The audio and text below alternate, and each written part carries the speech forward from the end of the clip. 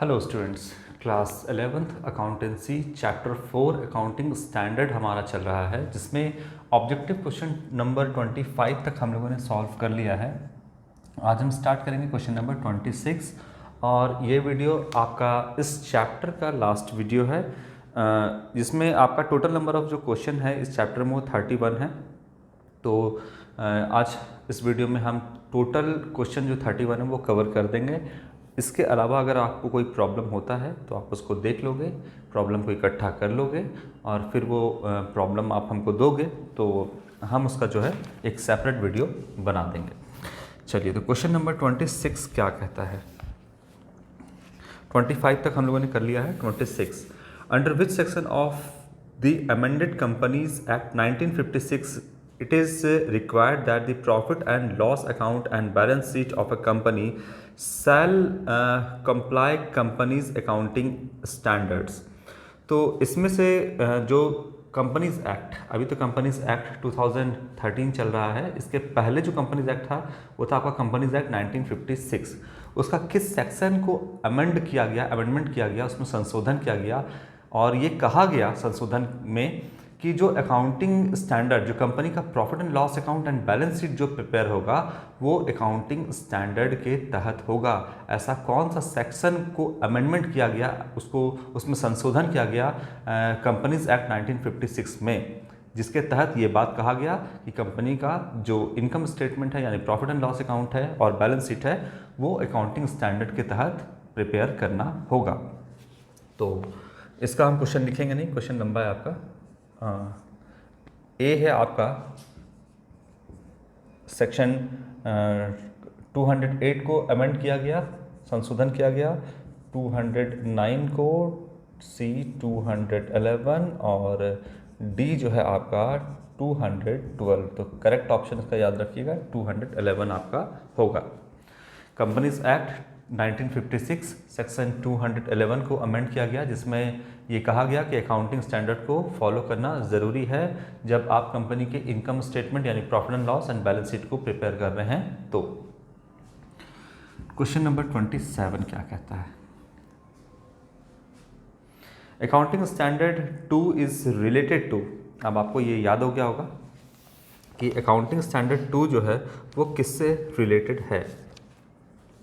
एक ही क्वेश्चन को बार बार भी पूछता है, कोई बात नहीं। अकाउंटिंग स्टैंडर्ड 2, जिसको AS2 शॉर्ट में बोलिएगा, इज रिलेटेड टू, ए है रेवेन्यू रिकॉग्निशन,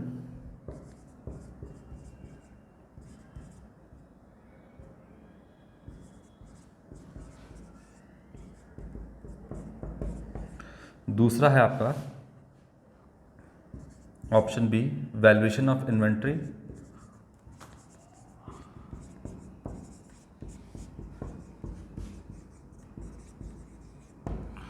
सी कहता है आपका डेप्रिसिएशन अकाउंटिंग,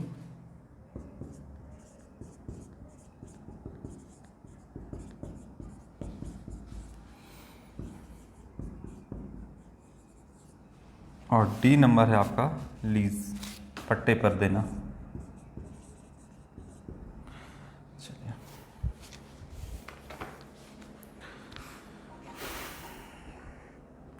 देखिए अकाउंटिंग स्टैंडर्ड जो है आपका वैल्यूएशन ऑफ इन्वेंट्री जो है वो आपका होता है अकाउंटिंग स्टैंडर्ड 2 के तहत, है ना।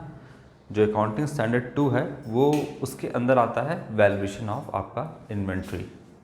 तो इसमें ऑप्शन बी आपका करेक्ट होगा। वैल्यूएशन ऑफ इन्वेंट्री जो है वो अकाउंटिंग स्टैंडर्ड 2 के तहत आपका जो है इसका ट्रीटमेंट या अकाउंटिंग स्टैंडर्ड 2 को फॉलो करते हुए वैल्यूएशन ऑफ इन्वेंट्री किया जाता है, 2 के तहत। अच्छा, इसके बाद हो गया आपका लीज, है ना। तो लीज जो है आपका ये कौन सा अकाउंटिंग स्टैंडर्ड को फॉलो किया जाता है, अकाउंटिंग AS 19 को फॉलो करते हुए।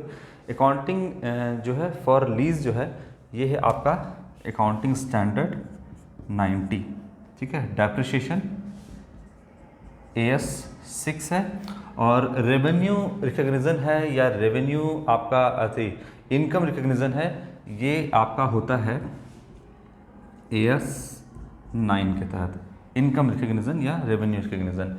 AS 9 याद रखना होगा आपको। वैल्यूएशन ऑफ इन्वेंट्री जो है वो आपका हो गया 2, डेप्रिसिएशन जो हो गया AS 6, अकाउंटिंग स्टैंडर्ड 6, और आपका लीज जो है आपका अकाउंटिंग फॉर लीज, इसका जो अकाउंटिंग स्टैंडर्ड है वो है आपका 19, AS 19। ठीक है, तो ये आपको ध्यान में रखना है। जनरली आपको इसी टाइप का पूछा जाएगा, क्या क्या पूछ सकता है आपका एग्जामिनेशन एक्सपेक्टेड क्या है। तो डेप्रिसिएशन का कौन सा अकाउंटिंग स्टैंडर्ड के तहत किया जाता है, तो AS 6 valuation of inventory, AS 2 cash flow statement, AS 3 revised, ये सब कुछ आपका पूछा जा सकता है ना।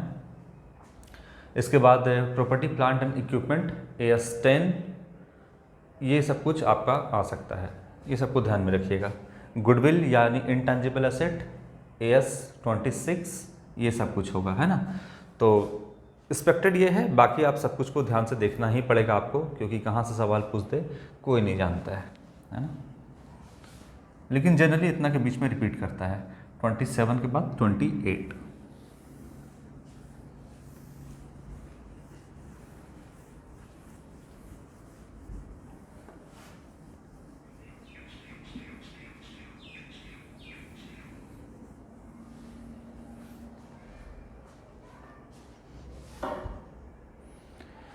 चलिए अगला क्वेश्चन क्या है, question number 28।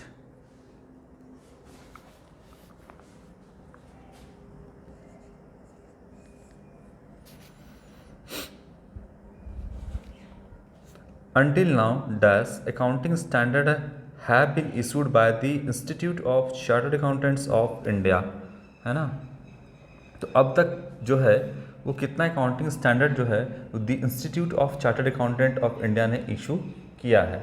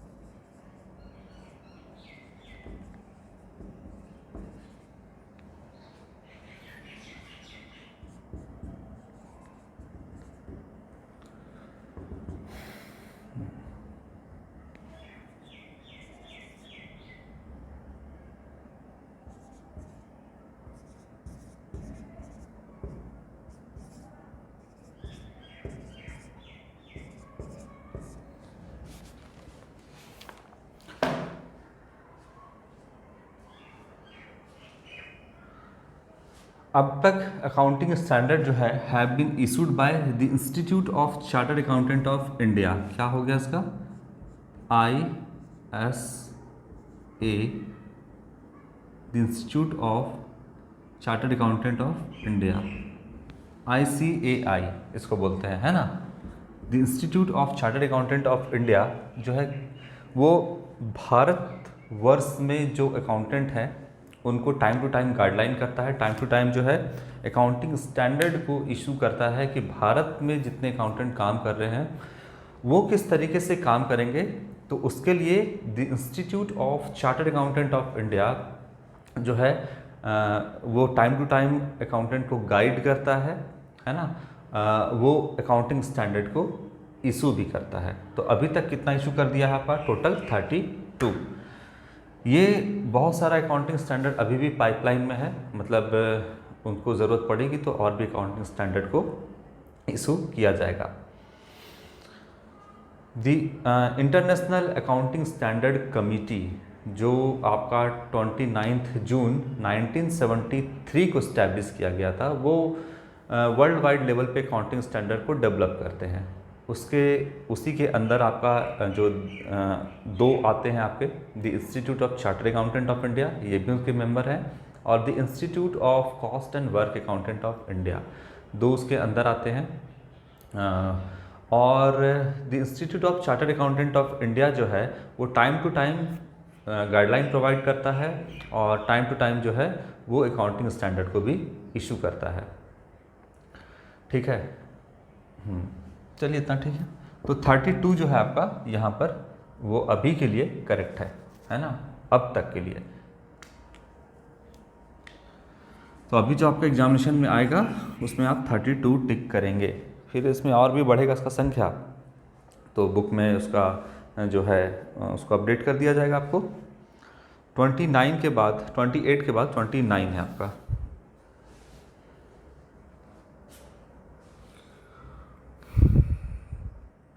Indian accounting standard are formulated by, वही सवाल घूम के पूछा है। इंडियन अकाउंटिंग स्टैंडर्ड है ना, are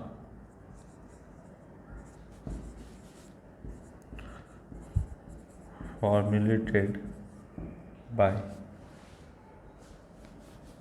A, NITI Aayog,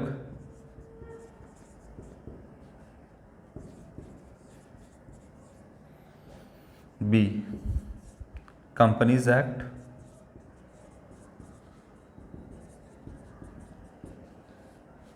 C, institute of chartered accountants of India, और डी है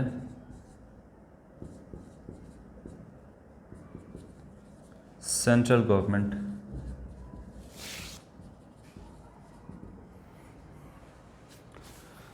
इंडिया में अकाउंटिंग स्टैंडर्ड कौन फॉर्मुलेट करता है यानी बनाता है, कौन बनाता है? बाय, किसके द्वारा बनाया जाता है? नीति आयोग के द्वारा, कंपनीज एक्ट के द्वारा, the institute of chartered accountants of India के द्वारा, या सेंट्रल गवर्नमेंट के द्वारा। तो ऑप्शन सी आपका करेक्ट होगा, institute of chartered accountant of India, जिन्होंने अब तक 32 अकाउंटिंग स्टैंडर्ड को इशू किया है। तो आपका करेक्ट ऑप्शन होगा सी। अकाउंटिंग स्टैंडर्ड इंडिया में, इंडिया की बात कर रहे हैं, जो अकाउंटिंग स्टैंडर्ड है वो कौन फॉर्मुलेट करता है, कौन बनाता है, किसके द्वारा बनाया जाता है? तो the institute of chartered accountant of India के द्वारा जो आपका अकाउंटिंग स्टैंडर्ड है इंडिया में वो आपका फॉर्मुलेट किया जाता है, बनाया जाता है। क्वेश्चन नंबर 29, इसके बाद 30 और 31। चलिए,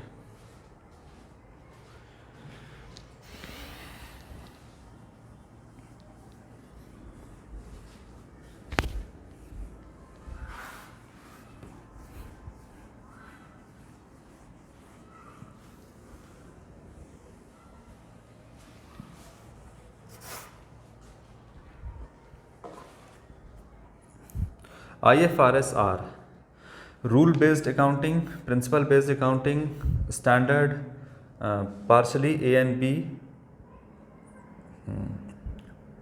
और कहता है none of this. 30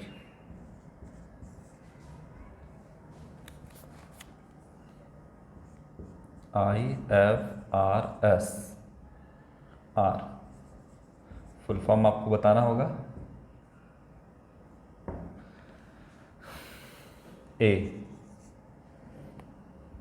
rule based accounting standard, rule based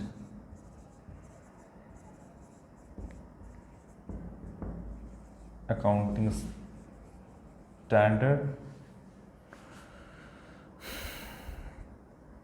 B है प्रिंसिपल बेस्ड अकाउंटिंग स्टैंडर्ड,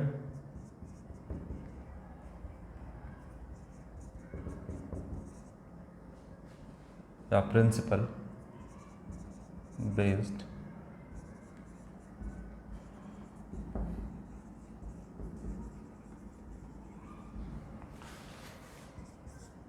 सी।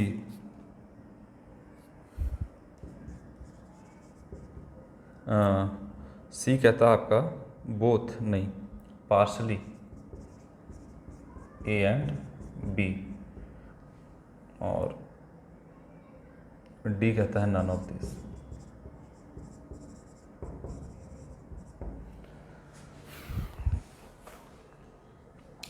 IFRS international financial reporting standard, ठीक है, ये आप इसका फुल फॉर्म होता है, ध्यान में रखिएगा। फुल फॉर्म भी आपका लिखने आता है, इंटरनेशनल फाइनेंशियल रिपोर्टिंग स्टैंडर्ड, ये जो है आपका IFRS कहते हैं। तो IFRS बेसिकली क्या है? इंटरनेशनल अकाउंटिंग स्टैंडर्ड कमेटी था आपका 29 जून 1973, उसी को आपका जो है एक तरह से चेंज कर दिया गया, कन्वर्ट कर दिया गया। 1 अप्रैल 2001 को इंटरनेशनल आपका अकाउंटिंग स्टैंडर्ड कमेटी को चेंज किया गया, उसको मॉडिफाई किया गया बोल सकते हैं, उसको किया गया इंटरनेशनल अकाउंटिंग स्टैंडर्ड बोर्ड, उसको चेंज करके किया गया। और वही जो है आपका एक तरीके से इंटरनेशनल लेवल पे जो अकाउंटिंग स्टैंडर्ड है वो डेवलप करता है, बनाता है, और वो जो बनाता है अकाउंटिंग स्टैंडर्ड उसी को हम बोलते हैं IFRS, है ना, इंटरनेशनल फाइनेंशियल रिपोर्टिंग स्टैंडर्ड, उसी को हम कहते हैं। तो ये क्या है आपका? ये जो है आपका वो प्रिंसिपल बेस्ड अकाउंटिंग स्टैंडर्ड है, पार्शली नहीं है आपका, वो प्रिंसिपल बेस्ड है, यानी जो प्रिंसिपल जो कंसेप्ट है, जो कन्वेंशन हम लोगों ने पढ़ा है, वो उसके आधार पर अकाउंटिंग स्टैंडर्ड को डेवलप किया गया है, बनाया गया है, जिसे हम IFRS कहते हैं। जो कौन बनाता है? तो the institute international accounting standard board, वो डेवलप करता है, और उसी को हम कहते हैं IFRS, है ना। तो यहाँ पर जो है वो क्या है आपका? प्रिंसिपल बेस्ड अकाउंटिंग स्टैंडर्ड है, ध्यान में रखिएगा। जो प्रिंसिपल बना हुआ है उसी के आधार पे, उसी को बेस मानते हुए जो है यहाँ पर अकाउंटिंग स्टैंडर्ड को बनाया जाता है इंटरनेशनल फाइनेंशियल रिपोर्टिंग स्टैंडर्ड में। चलिए, क्लियर हो रहा है बात? किस पर है? Rule based. रूल बेस्ड नहीं है आपका, है ना, कि भाई ऐसे होना चाहिए, आपको ये करना चाहिए, इस तरीके से नहीं है। जो ऑलरेडी सिद्धांत बना हुआ है, जो प्रिंसिपल बना हुआ है ना, एक्रूअल कंसेप्ट बना हुआ है, कंसिस्टेंसी बना है, गोइंग कंसेप्ट बना है, रेवेन्यू रिकग्निशन कंसेप्ट बना हुआ है, मनी मेजरमेंट कंसेप्ट बना हुआ है आपका, है ना, कॉस्ट कंसेप्ट बना हुआ है, ये सारा जो कंसेप्ट है वो सारा, ये सारा जो प्रिंसिपल है, इसी के आधार को मानते हुए अकाउंटिंग स्टैंडर्ड बनाता है आपका इंटरनेशनल अकाउंटिंग स्टैंडर्ड बोर्ड, और उसके तहत जो बनाता है उसी को हम बोलते हैं इंटरनेशनल फाइनेंशियल रिपोर्टिंग स्टैंडर्ड। तो ये प्रिंसिपल बेस्ड होता है, रूल बेस्ड नहीं होता है। 31 last question. Accounting standard refers to specific accounting, समझाएंगे इसको?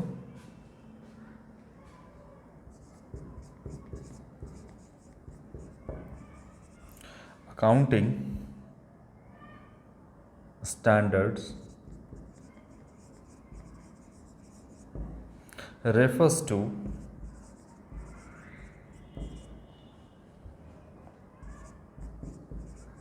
specific accounting.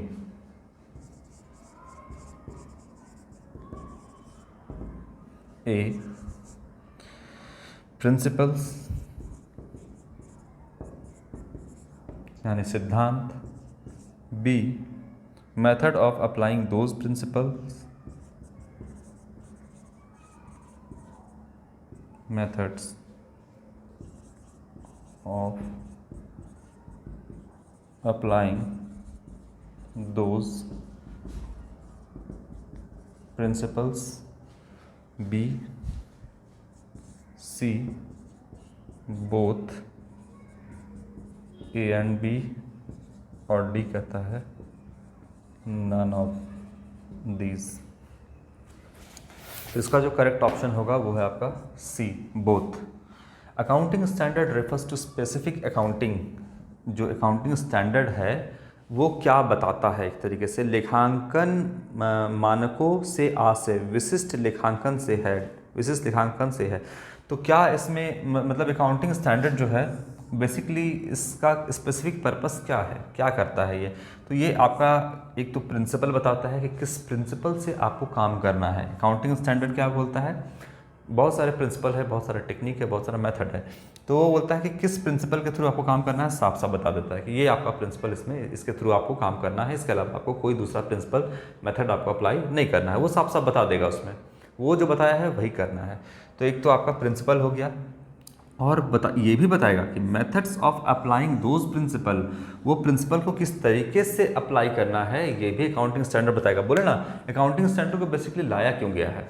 तो एक तो अभी मैंने पढ़ा कि प्रिंसिपल बेस्ड अकाउंटिंग स्टैंडर्ड है, मतलब जो अकाउंटिंग स्टैंडर्ड वो प्रिंसिपल बेस्ड है, सिद्धांत पर आधारित है, और सिद्धांत पर भी आधारित है तो उस सिद्धांत को आपको लागू कैसे करना है ये अकाउंटिंग स्टैंडर्ड ही आपको बताएगा, है ना।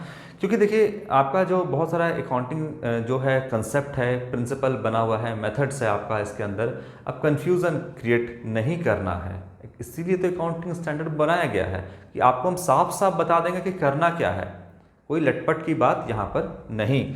तो वही बात है कि प्रिंसिपल और उस प्रिंसिपल को कैसे अप्लाई करना है, तमाम बातें उसमें लिखी होती है ना। उसमें अकाउंटेंट को अपना दिमाग लड़ाना नहीं है, जो बोला गया है अकाउंटिंग स्टैंडर्ड में, जैसे बोला गया है, जैसे अप्लाई करने बोला गया है उसी तरीके से अप्लाई करना है, ताकि जो है आपका जो इनकम स्टेटमेंट यानी जो profit and loss account and balance sheet यानी जो फाइनेंशियल स्टेटमेंट प्रिपेयर होता है वो बिल्कुल करेक्ट हो, सही प्रेजेंटेशन हो और सही जानकारी वो देता हो, उसमें रिलायबिलिटी हो, क्रेडिबिलिटी हो, ये सारी चीज़ें उसमें होनी चाहिए। और ये तभी हो पाएगा जब अकाउंटिंग स्टैंडर्ड को फॉलो किया जाएगा, और वो क्या होता है, प्रिंसिपल बेस्ड होता है, और किस तरीके से अप्लाई करना है ये तमाम बातें आपके अकाउंटिंग स्टैंडर्ड में लिखा होता है ना। नहीं तो अकाउंटिंग स्टैंडर्ड अगर ये बात नहीं बताएगा तो फिर जो अकाउंटेंट है वो अपने मर्जी से काम करेगा, और जब अपने मर्जी से काम करना ही था तो फिर अकाउंटिंग स्टैंडर्ड की ज़रूरत क्या है। इसीलिए जो बात है अकाउंटिंग स्टैंडर्ड में सब कुछ क्लियर कर दिया जाता है। तो ऑप्शन नंबर जो सी है, बोथ ए एंड बी, वो आपका करेक्ट ऑप्शन होगा। चलिए, तो चैप्टर जो 4 है आपका यहाँ पर अकाउंटिंग स्टैंडर्ड, वो हम लोगों ने कंप्लीट कर लिया है। इसके बाद जो आपका चैप्टर 5 है वो हम आपका नेक्स्ट वीडियो में स्टार्ट करेंगे, है ना।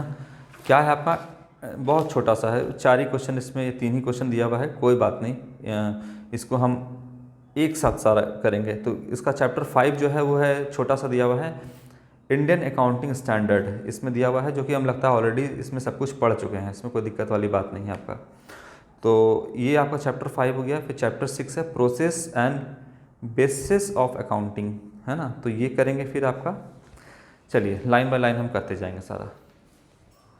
तो ये चैप्टर जो है आपका अकाउंटिंग स्टैंडर्ड वो यहाँ पे ख़त्म होता है। कुछ और क्वेरीज हो, कोई प्रॉब्लम हो किसी भी क्वेश्चन में, वैसा क्वेश्चन जो हमने बता दिया है फिर भी उसमें कोई प्रॉब्लम है तो फिर भी आप जो है सवाल यहाँ पे करके पूछ सकते हैं। तो आज के लिए इतना ही बच्चों, थैंक यू।